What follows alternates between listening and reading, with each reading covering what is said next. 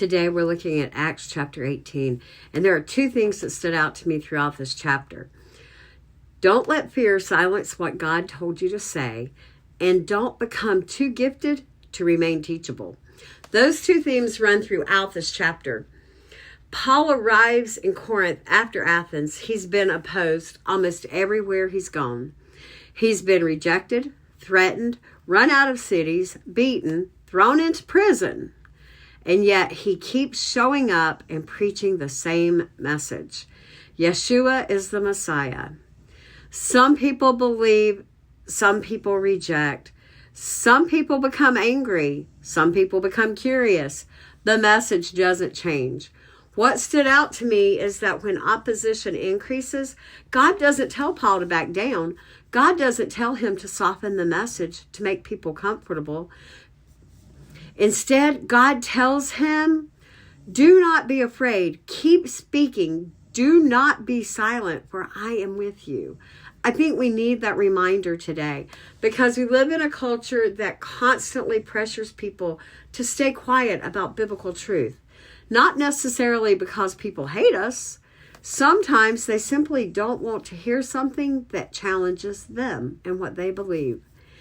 And if we're not careful, fear starts determining what we're willing to say. Fear of losing relationships, fear of criticism, fear of rejection, fear of being misunderstood. But here's the tension. If God has called us to speak, then silence becomes disobedience. Now, that doesn't mean being rude, and it doesn't mean being argumentative. It doesn't even mean you have to try to win every debate. But it does mean we cannot compromise truth simply because the truth isn't the popular opinion. The thing that stands out to me is that every generation faces temptation. Will we speak what God said, or will we say what the people want to hear? We see both today, because those two things don't always mean the same thing.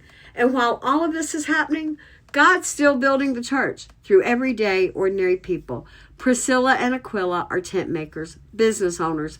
They're not traveling city to city preaching like Paul, yet God uses them powerfully.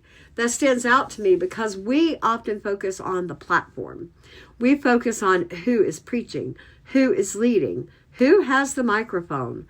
But Acts keeps reminding us that God builds his kingdom through faithful people behind the scenes. Then we meet Apollos. I love this part. Apollos is gifted. He's knowledgeable. He's passionate. He knows the scriptures, and he speaks boldly. He's already teaching people accurately about Jesus, but he doesn't know everything yet. His understanding is incomplete. Here's what makes Apollos remarkable. When Priscilla and Aquila take him aside and explain things more fully to him, he actually listens. He doesn't get offended. He doesn't try to pull a rank and say something like, do you know who I am? He remains teachable.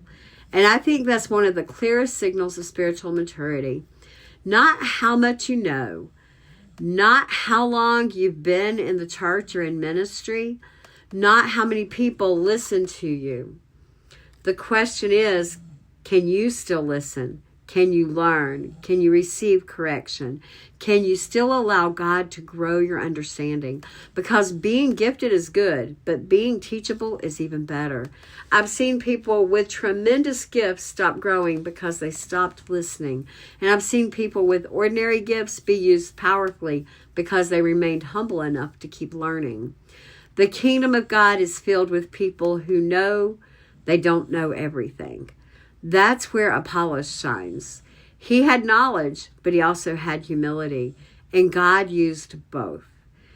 Acts 18 reminds us that opposition will come. Fear will try to silence us. Pride will try to harden us.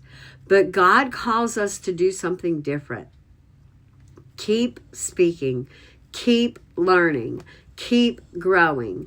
Keep trusting, and don't let fear silence what God has told you to say.